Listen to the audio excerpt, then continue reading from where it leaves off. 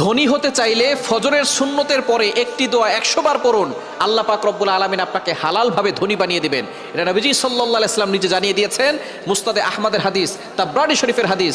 নবীজি সাল্লাল্লাহু আলাইহি ওয়াসাল্লাম জানিয়ে দিয়েছেন চমৎকার একটি ছোট্ট দোয়া, ছোট্ট একটি বাক্য। নবীজি সাল্লাল্লাহু আলাইহি ওয়াসাল্লাম বলেছেন, এই সময় যদি এই বাক্যটা 100 বার পড়া হয়, আল্লাহ পাক রব্বুল আলামিন তাকে হালালভাবে ধনী বানিয়ে দিবেন। দোয়াটি করবেন কখন? ফজরের নামাজের সময়, 2 রাকাত সুন্নতের পরে, ফরজের আগে।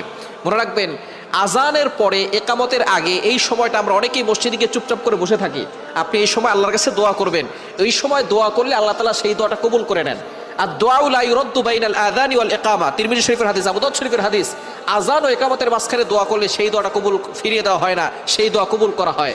আপনি যখনই যেই নামাজে মসজিদে যাবেন, আজান দিয়েছে, একামত হতে একটু দেরি হয়, আপনি সুন্নত পড়ে চুপচাপ বসে থাকবেন না, গল্প করবেন না, আপনি আল্লাহর কাছে দোয়া করবেন। আল্লাহ তাআলা আপনার সকল দোয়াগুলো কবুল করবেন।